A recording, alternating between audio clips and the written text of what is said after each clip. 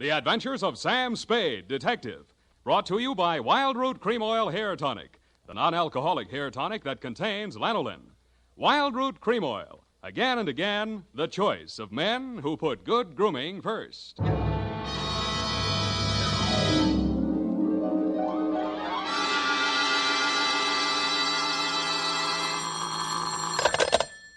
Sam Spade, Detective Agency. Good evening. That sounds funny in dialect. Good evening to you, and happy 4th of July, Bernadine Hemp. Oh, Mr. Spade, what was the caper? Don't you mean caper? No, the caper. The high point of the caper. The climax, the crescendo, the pinafore. Well, that's better. For a minute, I was afraid you were learning English. Oh, no, I'm studying Spanish. Soy infeliz que inicia... Yeah. Mucho interesting. Gracias. Shall I go home now? No, mal suerte. There's a little matter of murder in 2 languages, neither of which is Spanish, so stay where you are. I'll be right down to dictate my report on the Rushlight diamond caper.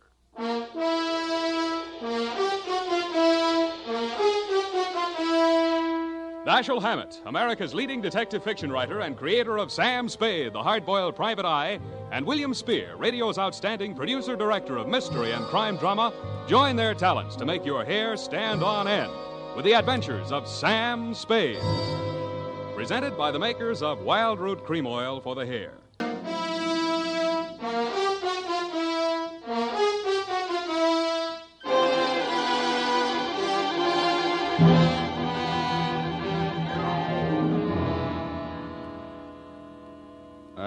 Date, July 4, 1948, to Mrs. May Rushlight, 21A, Granite Court, from Samuel Spade, license number 137596. Subject, the Rushlight Diamond. Dear Mrs. Rushlight, it was the kind of nice, relaxing assignment that comes my way just often enough to remind me that gumshoeing can be respectable. There was an air of quiet elegance about 21A, Granite Court, and about the butler who answered the door.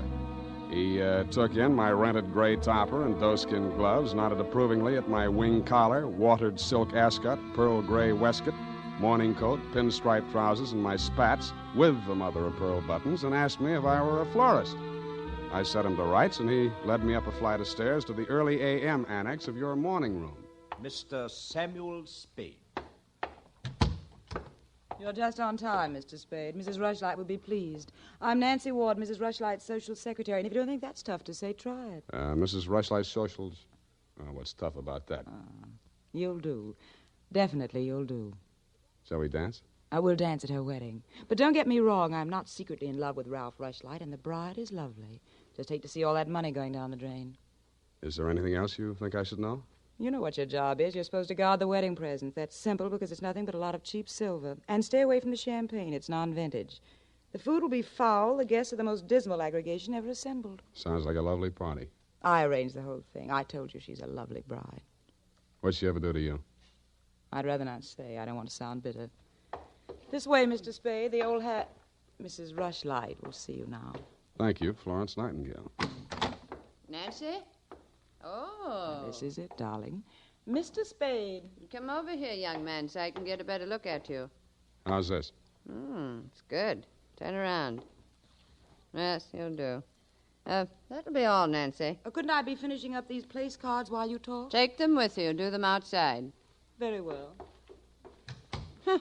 Nosy girl. But nice. Nice nose. Oh, you too, eh? Well, I agree. That's why I'm marrying off my nephew to that wretched girl, Lotta Van Eyck. Have you ever seen Bugs Bunny, Mr. Spade? You don't mean They protrude. The ears? No, the teeth. Oh. As my late husband used to say of her mother, she could eat a tomato through a tennis racket. Oh. There's only one thing that'll prevent this wedding from being an utter disaster. She doesn't understand much English. What's the matter with your nephew? A great deal, but it doesn't show. Suffice it to say, he has criminal tendencies and the mentality of a snail. Mrs. Rushlight, I don't like to seem forward, but why are you telling me all this? Oh, you're supposed to mingle with the guests. You'll need some conversation. Now, as to your assignment. The bride, being what she is, the wedding presents are hardly worth guarding, except for one. Ironically enough, it's from me. What is it, a machine gun? Oh, that's good. Oh, excuse me, I must write that down. And then tear it up immediately. Oh, dear. No, No, Mr. Spade. But it's bad luck, the Rushlight diamond. You've heard of it? Something about it in the American Weekly a while back, wasn't there? Yes, yes. It's not as large as the Hope diamond, but there's not a flaw in it. My late husband, Roy Rushlight, bought it for his first wife. She sank with the SS General Slocum in Hellgate, the East River, 1904, over 1,000 lives lost. Luckily, she was wearing a paste copy at the time. I was only a young girl when I married Mr. Rushlight, and fool that I was, I signed anything his lawyers asked me to sign. After his death, I discovered that the diamond was to be mine only until the marriage of my husband's male heir, at which time it must go to his bride. Well, that's too bad. You say, though, that the Rushlight diamond is bad luck. Oh, there's that, of course. I wonder if it's too much to hope. Well, I must go and help dress the bride. Go along downstairs, Miss Spade. Take this jewel case with you. Put it on the table with the other presents, and guard it well. So I took the old velvet-covered case you held out to me and checked the contents. It was an old-fashioned lavalier with a clear stone pendant only slightly smaller than an 8-ball. Didn't look like a diamond, but smooth-cut diamonds hardly ever do. It didn't look like bad luck either, but a mirror broke in the hall as I passed it, then I fell all the way down the stairs, and as I entered the ballroom, I knocked over a punch bowl. Nothing really terrible happened until just before dark when the guests began to arrive. In theory, a detective guarding wedding presents is supposed to make himself indistinguishable from the other guests. In practice, it never works out that way. He has to spend most of his time within sight of the booty, so he is very easily spotted. I don't believe it. He's too good looking. Oh, but he must be. He's not anybody we know. Well, ask him. It's leap year. Oh, here comes Colonel Bixby. He'll know. Wow. Beauty gathered round the booty, eh? Much more beauty than booty, though. Say, when are they going to hang the diamond on that drip? No, there's no way to talk about the blushing bride. Is that it in the crummy old case there? That case is heirloom, young lady. The stone that reposes in it is worth a king's ransom. Now take your grubby hands elsewhere. Be off with you. Go on. Well, just because he's going to give the bride away, he thinks he can order everyone around. Mr. Spade, allow me to congratulate you, sir. At these affairs, one all too often sees the detective on guard duty at the punch bowl. I was forewarned. Oh, yes, very bad champagne. Flat. I'll be glad when these ill-starred nuptials are consummated. And by the way, Bixby's my name, Colonel Lysander Bixby. Colonel? It is my melancholy and thankless duty to give the bride away to the hapless groom, Ralph Rushlight. However, it's much better to give than to receive. You tell that to May Rushlight, eh? Quite a trinket. Mustn't touch. Grubby hands, remember? Oh, sense of humor as well as sense of duty, eh? Candidly, if I knew a place to fence it, I'd be the... Colonel Bixby. Oh, Miss Ward. How lovely you look. Poor Ralph. Mrs. Rushlight asked me to warn you to get ready. The bride will be down any moment. Oh, good grief. Well, I suppose I must steel myself. Where did I leave my glass? Keep your eye on that old goat, Mr. Spade. I don't trust him. Who is he? He's the only one here who knows why this wedding's happening. He's the bride's foster father. You mean he's got something on the family? You'll never know how much until you kiss the bride. Look, Nancy, it's none of my business, but I... Oh, starving. I'll have to go in now. Oh, wait. What? How does it go? Speak now or forever hold your peace? No, I can't do that. Thank you for understanding.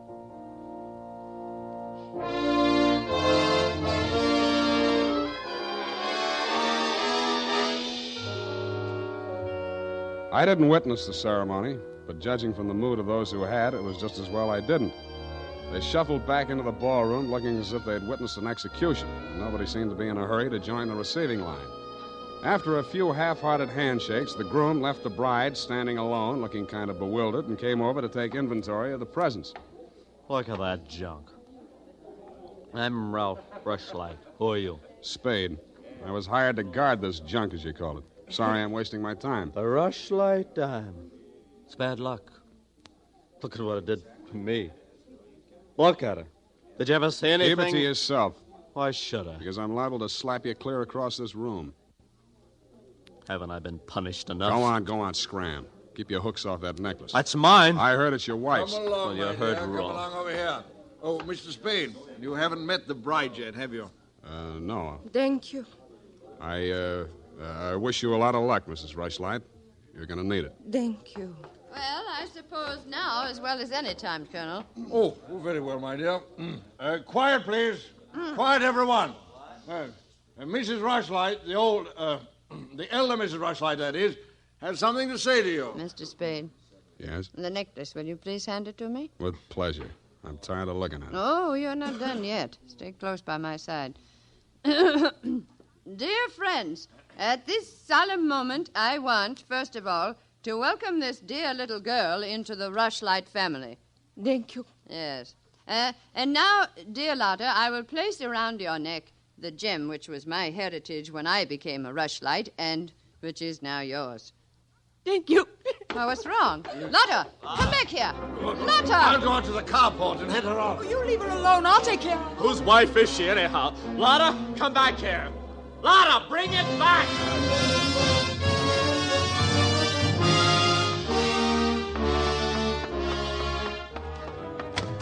I was almost ashamed to join in the chase, but I had to because I'd been hired to guard the Rushlight diamond, and for my money, the best way to do that was to help her get away. Somebody got to her before I did. A strip of wedding gown satin marked the spot. The body lay crumpled under a hedge, but it wasn't the bride's body. It was the groom. He'd been stabbed to death with a pair of garden shears, which made sense. But what didn't make sense was that the necklace she'd been wearing was still clutched in his hand.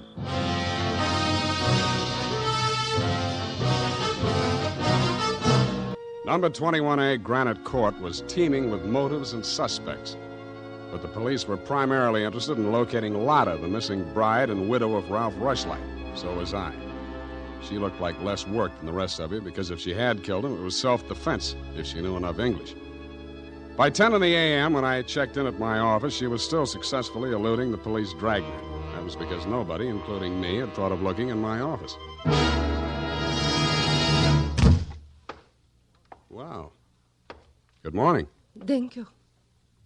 Is that all the English you know? Thank you. No. I want my necklace. The police have it. You go with me. Tell them who I am. Okay, but first I have to know who you are. Where you came from, what your connection with Colonel Bixby is. I am in Macassar being born. In Macassar? Dutch colony. Uh-huh. My father there 7 years ago dying is. When I 13 years old have arrived. I see. Colonel Bixby in San Francisco, the financial representative from my father was. I am adopted to him, not for a father, but so he takes care of my monies, which coming of age am I a rich Dutch woman. Uh-huh. But legally, he's your foster father. Yeah. Also, legally, I'm the wife of Rushlight. I want my necklace. You married him for the necklace? Yeah. Why did he marry you? For one half of necklace when we sell.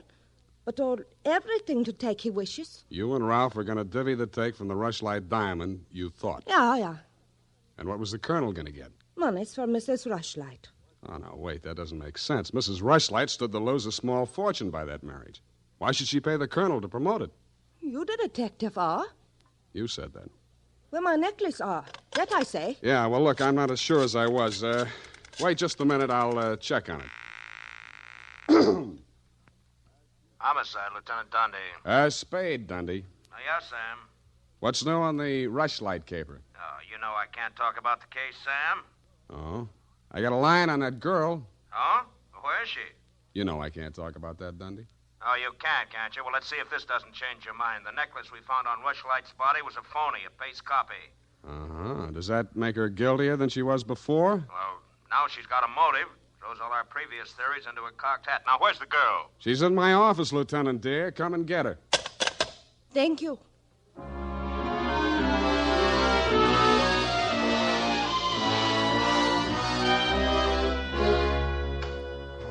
Oh, cowhand.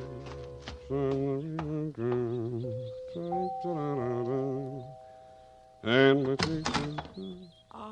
it's you, Sam. Back again? Yeah, do you mind? Well, that depends on who you came to see. You, sweetheart. Oh. But first, I'd like to talk to Mrs. Rushlight. Well, she can't see anyone. She's in a state of nervous collapse over Ralph's death. Oh, that's too bad. You seem to be holding up pretty well. Well, I'm relieved. He's better off dead than married to that. Yeah. Rushlight diamond's still unlucky, you know. What do you mean by that? I was just trying it on for size. Uh-huh. Does it fit? Yeah, but you and Mrs. Rushlight are about the same size. Her nerves getting any better? You're the doctor. If you want to see her, go ahead. She's up there. Thank you.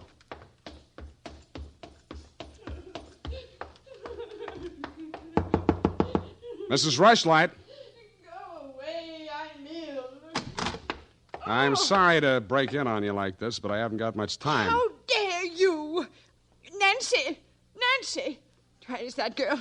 Mr. Spade, please leave me alone with my grief. Funny thing, yesterday Nancy was carrying a torch for Ralph, and you were holding the torch to him.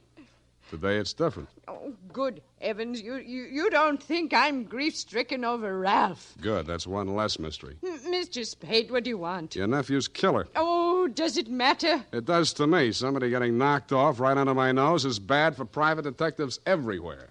Oh. For a moment, I thought that...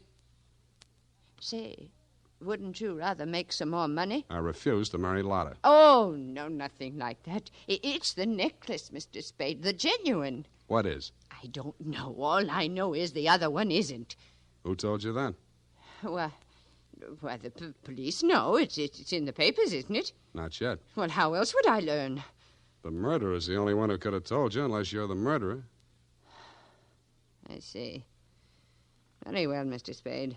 I'll tell you what I know. I'm not as wealthy as you might think. In fact, I have for 4 years lived from pillar to post, from hand to mouth, ragtag and bobtail, struggling to make ends meet. What you mean is you're eking out a meager existence, keeping your head above water, one jump ahead of the sheriff, stalked by the grim specter of poverty. Is that right? Oh, how well you put it. In fact, Mr. Spade, I'm something of a crook. I've borrowed large sums of money from Colonel Bixby, putting up as collateral something that was not mine to forfeit. Don't tell me. Let me guess. It was the Rushlight diamond? Well, you seem to know everything. All but one thing. Why did you think you could palm off a paste copy on an operator like Bixby? He sent you here. I won't tell you another single thing. Well, then I'll tell you a few things. The only way the Rushlight diamond could be transferred legally into the hands of Colonel Bixby was by tricking Ralph into marriage with Lotta, since Ralph's wife automatically became the legal owner. With Ralph dead, Bixby would be in line to inherit the diamond from her. Inherit? California state law. Foster parent may inherit from a foster child in absence of any direct heir. Well, then he planned. He'd kill her, too. Mr. Spade, we must stop him. She's safe for the time being. I had her thrown into the pokey. They can hold her 48 hours for questioning, but they can hold you longer. They can even hold you as an accessory before the fact. Why, I didn't know he was going to kill anyone. Lotta was just going to hand over $1 million diamond to Bixby out of the kindness of her heart? Oh, no. Lotta wanted to become an American citizen. Marriage is the quickest way. For her, Ralph was the only way. Okay, I'll buy that. Now, tell me honestly, Mrs. Rushlight, what happened to the genuine stone? I honestly didn't know. I wasn't sure. But now there can be only one answer. Nancy with the laughing face? She went with me when I went to the bank vault to get the Rushlight diamond to present to Lotta after the ceremony. Uh-huh. She looked after all my jewels, including the paste copy that I habitually wore. Homicide, Lieutenant Dunne. Spade again, Dundee. I think I got the Rushlight caper all wrapped up. I'm heading for your office now, so wait for me. And whatever you do, don't let that Lotta dame out of your sight. Thank you. Goodbye. Wait a minute, Sam. Wait a minute. Yeah? The Lotta dame. She's already gone. Escaped? Bailed out. Custody of her foster father. Wait a minute. I got the name here, sir. Bixby. He's a colonel, and no wonder you're only a lieutenant. Mr. Spade, can't you stay for tea? Not thirsty. Nancy? Nancy, where are you? Oh, here I am, Sam. I was waiting for you. You got the keys to that car out in front? Why, yes. Do you want to borrow it? Yes, with you in it. Why, Sam, wait till I put my face on. Let it go. It's as good as lost anyway.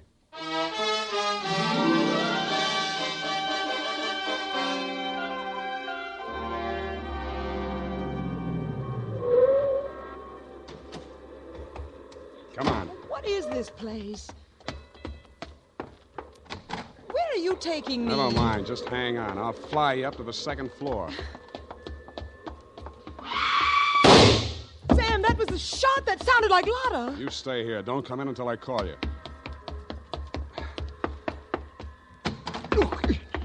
Spade, what are you doing? Get back in there. Oh, sir. Drop it. No. Drop it or I'll crack your elbow. That's better. Now sit down. I want to look this over. Looks real cute. Powder burns, gun beside the chair, and what's this? Well, a note in Dutch. It's a suicide note. She killed herself. I can almost believe that. You've handled this very well, considering the bad breaks you've had. Only one thing wrong. Do I scent a bargain? I don't have to bargain. I've got the diamond. All you've got is 2 murders rapping on your thick noggin. Don't be absurd. I know who has the real necklace. Then you better talk to her directly. You can come in now. Sam, was that...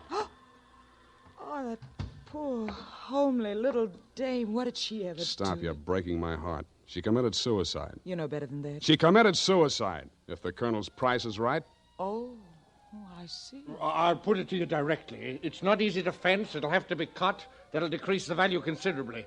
Say, $10,000, no questions asked. Pardon me, that suicide shot. It's ringing in my ears. I can't hear you. 20,000. 50. All right, 100,000. Sam, don't be a fool. Take it. I'll give you a real break, Colonel. That's the cops coming after you. No, anything, Spade. What do you want me to do? I want you to try and get out of here. What are you going to do? There's the door. Go ahead. All right. Thank you, Colonel. All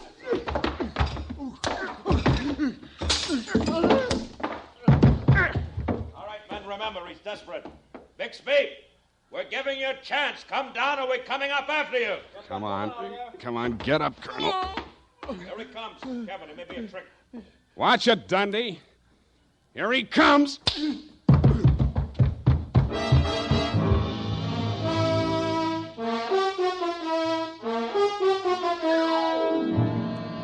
And that, Mrs. Rushlight, is the crop. For a man that went down fighting, Colonel Bixby didn't need much persuading once they got him under the lights down at headquarters. He confessed to everything, and the murders weren't the worst of it, the way I figure.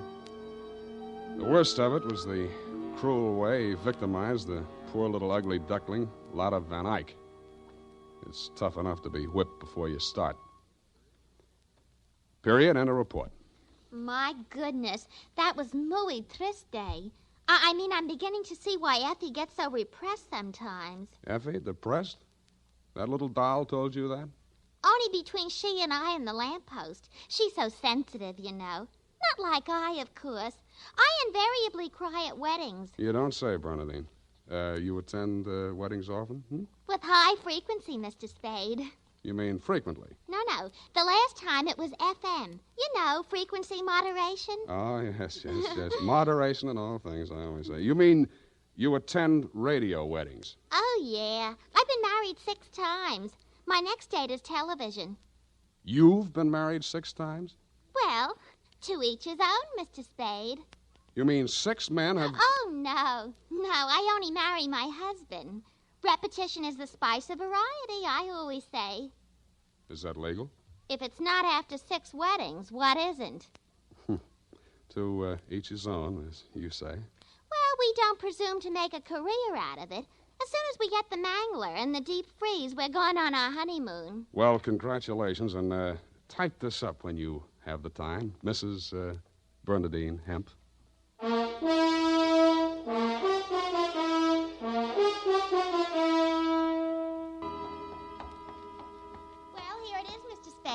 I'm sorry it took so long, but I kept relapsing into Spanish. Yes, I know how. And Effie's typewriter doesn't have any upside-down question marks. Upside down. Take a memo. Call typewriter man. I already have. Oh, I almost forgot. You received a telegramic commutation. A telegramic what? A wire. Oh, a wire. Well, open it and read it. In English, por favor. It says, Dear Sam. Figures. In the haste of my departure, I neglected to warn you about Well, when I do that one another favor, she'll have silver threads. Who? That ball of fire whom I'm taking the place of in order to be double-crossed of by... Effie? Is she still in far-off Kanab? And good rubbish, if you'll pardon the expression. Now, Bernadine, let me see that. I neglected to warn you about Bernadine, am sending details, airmail special, but in the meantime, whatever you do, don't go to any radio broadcasts with her, and if she comes to work in a wedding gown, take the day off. Love, Effie.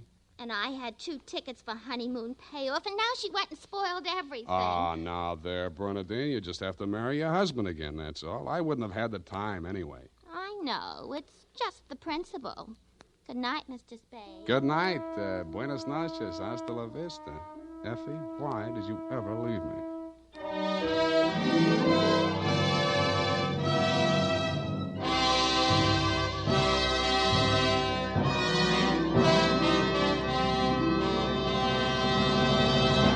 The Adventures of Sam Spade, Dashiell Hammett's famous private detective, are produced and directed by William Spear. Sam Spade is played by Howard Duff.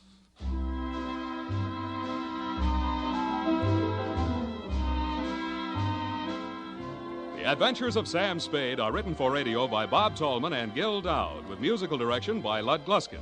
Gil Dowd directed tonight's broadcast in William Spear's absence.